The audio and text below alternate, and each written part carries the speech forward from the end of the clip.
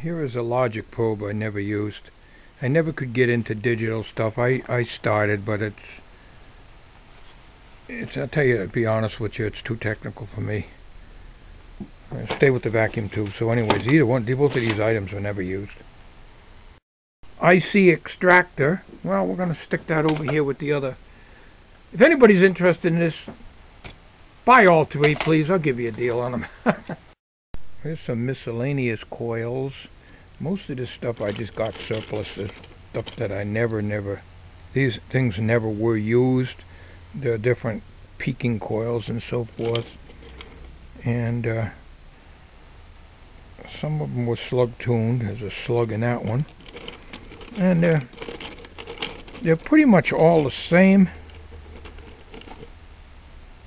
But for experimenters, you know, there's probably 100 or 200 in there, who knows, but don't weigh all that much, feel like about a pound, maybe.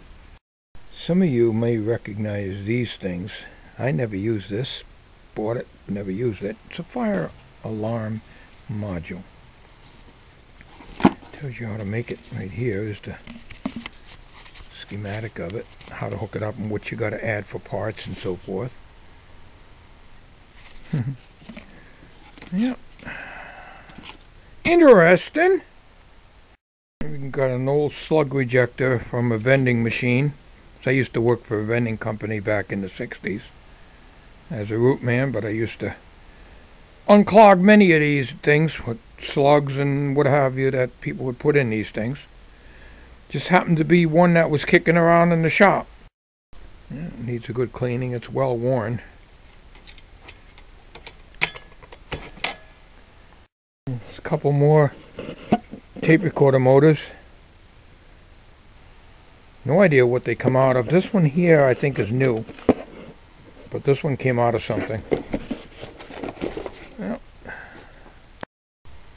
someone had expressed interest in one of my other little recorders, but I don't want to sell that because I want to transfer finish to do the tape for my dad with my dad's voice on it. Here's another one of them little cheapy tape recorders. I don't think it's complete. I had it open. I had it apart. I modified by putting batteries in here and so forth. The motor's still in it and everything else, because this one I was going to use to try to put that tape in. I bought this way back in SS Kresge's back in 1962. Well, here's the cover to this little tape recorder here. That's all there is to it. That was a cat's meow when I first got that. I thought I was, oh wow, I got this, you know. Well, back in 1962, that's about all I had, you know. 63, I think I bought it in 63. But anyways, that I will sell. But this one, which I showed you, I want to keep because it's already set up with off-the-head recording and already been modified. But I will part with this one if anybody wants it. Probably 5 pounds, maybe 6 pounds by the time you get it packed up, but you know, any collectors out there. Here's another irritating noisemaker I used to make. Let's see, got little poles in here for the used to use transistor radio earpieces as the speaker, and used to make a high-pitched squeal, and they used to hide these under the sink or in the cabinets at my cousin's house, or whoever I wanted to pull the tricks on, and it'd drive them nuts trying to find out where that noise is coming from. I was a trickster back then. Over here I have a little goodie. I did not build this. This was thrown out in the trash when I was working. Actually, it didn't make it to the trash. It was headed for the trash. And it has a nice heavy 3-prong plug on it. AC receptacle and some other kind of receptacle under there. No idea what it does, but this is the very same type of box I use, because I had 2 of these, when I built my iTube tester into. It's a perfect project box. Here is a little CB monitor speaker for a car or something. Can be monitoring anything. It's for voice. It's not for music. Plug it into your back of your CB set or whatever and bolt this under the dashboard. It never worked out really too well for me. I did use it, I believe. I don't know. Maybe I didn't use it. I don't know. I have so much junk I don't know what to do with. Of course, I got hanks of wire here.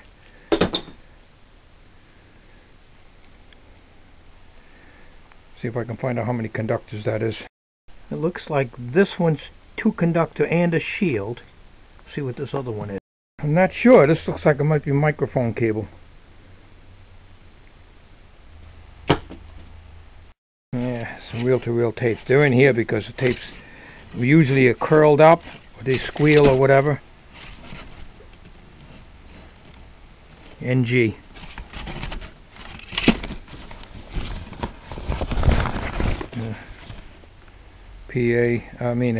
Intercom system, an old Radio Shack intercom. Somewhere the other half is here. And here's the other half on the wall of my shop. Well, that piece that I just showed you came from downstairs in the apartment. This is a very primitive intercom system I built way before I bought the Radio Shack ones. Made out of cigar boxes, and all the tape is falling off here. Used amplifiers. Each one had an amplifier in it. One went downstairs and one went upstairs, and there's 2 speakers, one you listened to and one you spoke into. It worked out quite well. Yeah. Don't look like much now, does it? Porcelain socket. And open it up for you here. Your wires will go here, your cord goes through here, and you got yourself an inline socket. These porcelains are good because you can put a high wattage bulb in them and they don't burn out. I've only got the one. Here is a speaker enclosure that I built back in 1973, I think it is, but it didn't get refinished. I was going to refinish it with Formica. I built this.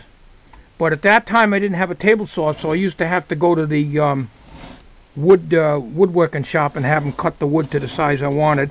Use a 4-inch high compliance speaker, such as this one here.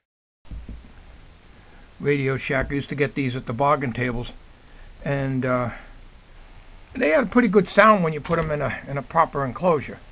And these are acoustic suspension or high compliance, and it needs a sealed box to dampen the cone. Here is a dictionary of electronic terms. Very handy book to have, and I got that from Radio Shack. New version, 1974 and 75. The degaussing coil I don't want to part with at this time. I don't know why I really should get rid of it. It's a real good one. And well, you could twist my arm and give me enough for it. I'll sell it, but I wasn't planning on it. This is my old Tropic Air electric heater that I had since 1962. My bedroom did not have heat, and I had to use this thing. And I changed the plug on it one time.